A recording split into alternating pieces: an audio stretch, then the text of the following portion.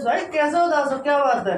भाई यार मेरी राइटिंग हैंड राइटिंग ठीक नहीं है, मैं अपनी राइटिंग कैसे सुधारूं? अच्छा, इस बारे में भी बात करनी है। हमारे पास एक सर है, वो बहुत अच्छी एडवाइस देते हैं। चलो अब उनसे बात करते हैं। सर, हाँ, ये इनकी समस्या है, ये हैंड राइटिंग इनकी खराब है और ये बोल रहे हैं कि हमारा बोर्ड एग्जाम आने वाले हैं, आप बताइए कैसे सही हो हैंड राइटिंग। देखो हैंड राइटिंग आप लोगों को ये प्रॉब्लम अगर है तो इसकी समस्या का समाधान है, ऐसी बात नहीं है।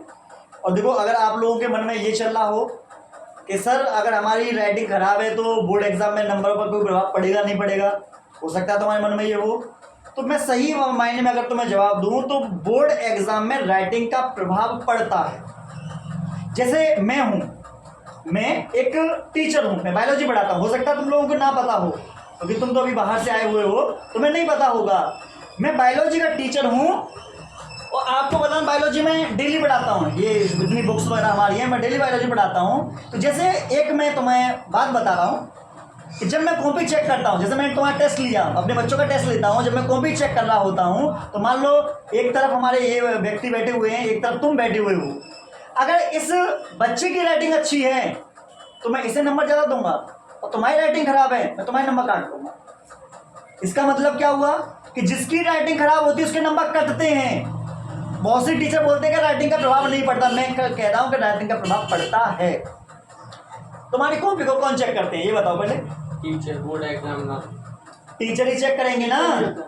पर एक बात बताओ, मेरे पास सुनना, मेरे पास क्या है कि एक मेरे पास डॉगी है, कुत्ता है, बहुत मासूम सा कुत्ता है, व्हाइट कलर का है। तुमने वोडाफोन वगैरह में देखा होगा, वोडाफोन का एड जो आता था, नाक पिछली हुई सी होती है, बहुत प्यारा सा होता है, हम उसको गोदी में ले लेते हैं।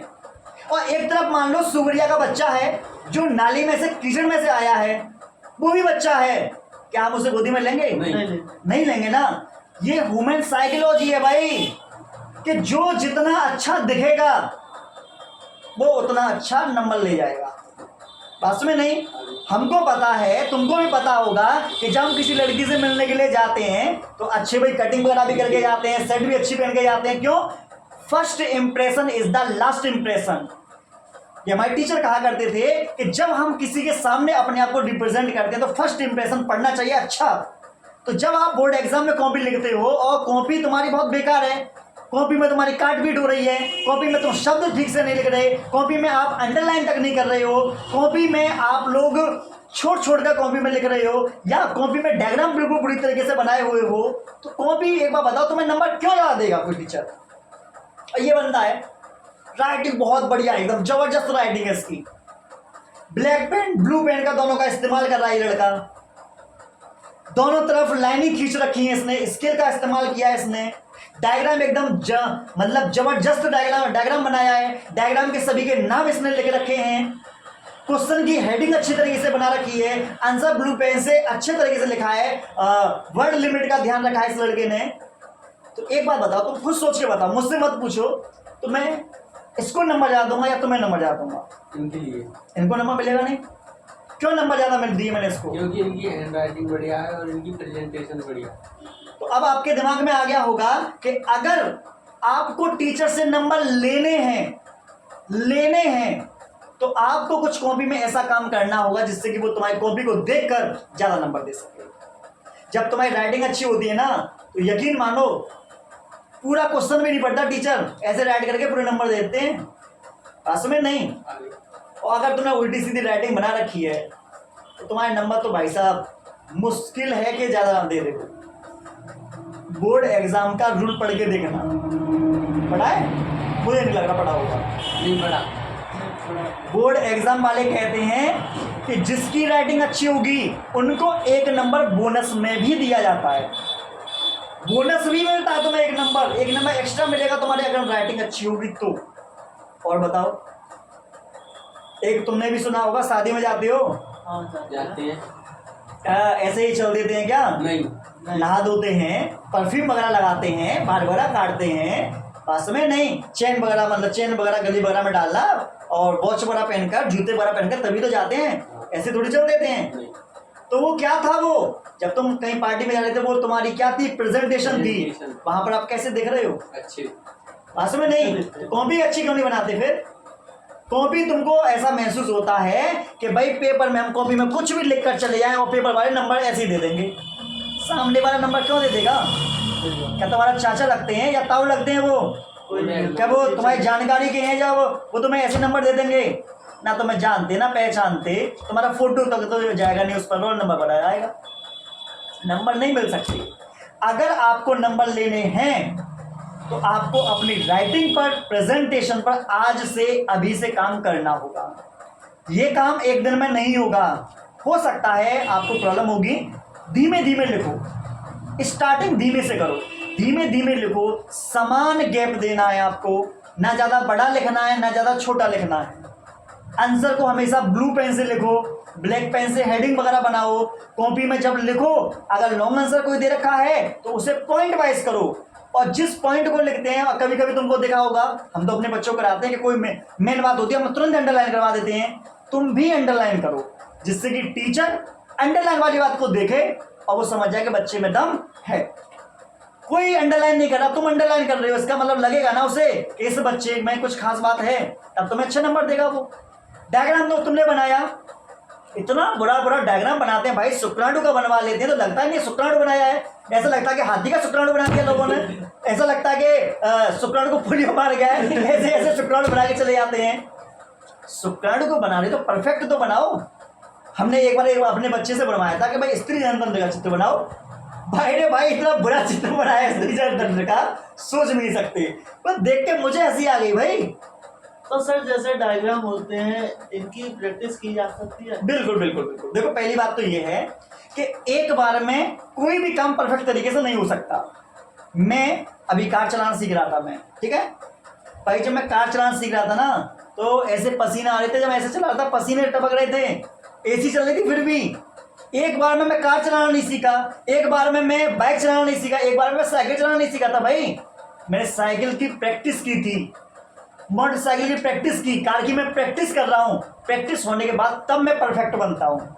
उसी तरीके से गलती पता क्या करते बच्चे, कोई भी बच्चा, देखो चाहे तुम हो या कोई और भी बच्चा हो, कोई भी बच्चा एक डायग्राम को 4 से 5 बार बनाकर नहीं देखता। वो ये सोचता है कि टीचर ने बनवा दिया, एक बार बना लिया और हो गई प्रैक्टिस। ये प्रैक्टिस नहीं होती भाई। अगर तुम्हें किसी डायग्राम को अच्छे तरीके से बनाना है तो उस डायग्राम को कम से कम 3 बार देख कर बनाओ पहले। जब देखकर बना लोगे फिर उस डायग्राम को 2 बार बिना देखे बनाओ। शर्त लगा के कह रहा हूं, आप उस डायग्राम को अच्छे तरीके से बिना देखे फिर कभी भी बनवा सकते हो। बोर्ड एग्जाम आए वहां बना दोगे, प्री बोर्ड एग्जाम आए वहां बना दोगे। क्यों बना दोगे? क्योंकि अच्छे तरीके से तुमने प्रैक्टिस की है, पास में नहीं। और उसके साथ एक बात और मैं बताऊं, ज्यादातर बच्चों के मन में ये वहम डाल देते हैं लोग बात, यार प्रेजेंटेशन का कोई मतलब नहीं होता। मैं तो यही बात कहूंगा कि जितनी अच्छी प्रेजेंटेशन उतना पॉजिटिव संकेत देते हो आप अपने टीचर को कि हम अच्छे हैं। पास में नहीं, जब तुम अच्छे हो तो तुम्हारे साथ अच्छा ही होगा। ठीक है, तो आज से आपको याद रखना है, मैं चैलेंज दे रहा हूं तुम लोगों को, 21 डे का चैलेंज है कि आज से डेली आपको जो मैंने बातें बताई हैं डेली उनका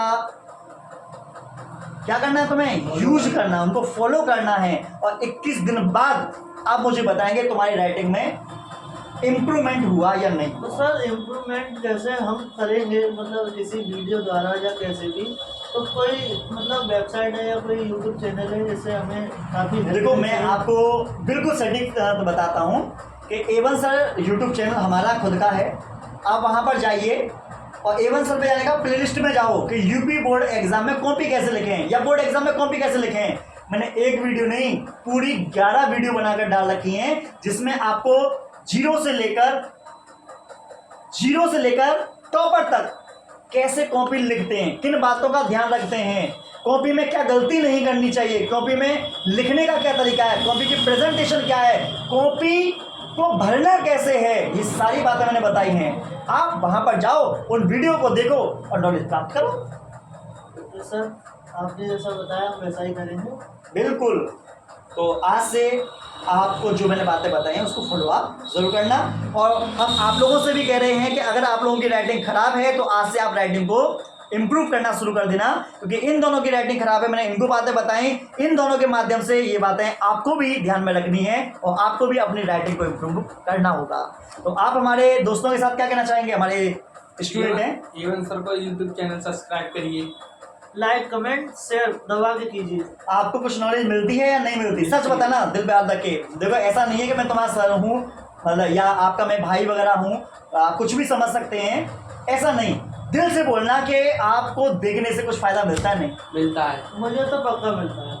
मैं आपकी वीडियो देखता हूँ, मुझे काफ़ी इम्प्रूवमेंट मुझे अपने अंदर होता है। और मैं बस यही कहना चाहता हूँ कि देखो आप लोगों के लिए, सिर्फ और सिर्फ आपने लोगों के लिए, अपने A1 सर की जो फैमिली है उसके लिए हमने ये यूट्यूब चैनल स्टार्ट किया, जिससे कि आपकी समस्या का हम समाधान कर सकें। और इसीलिए हम आप लोगों के लिए वीडियो बनाते हैं कि आपकी समस्या का समाधान हो सके। तो जैसे इनकी समस्या है वो आपकी भी समस्या हो सकती है। तो अगर कोई भी बच्चा ऐसा है जिसकी समस्या है तो वो कमेंट में लिख सकता है, मैं उसकी समस्या के ऊपर समाधान का वीडियो जल्दी लेकर आऊंगा। तो आप A1 सर के साथ जुड़ते हैं तो हमें बहुत खुशी होगी। हमें आप प्यार करो। प्यार कैसे करना है? लाइक शेयर सब्सक्राइब के द्वारा। तो आप अपने फैमिली को और भी आगे बढ़ा सकते हैं। मिलते हैं नेक्स्ट वीडियो में।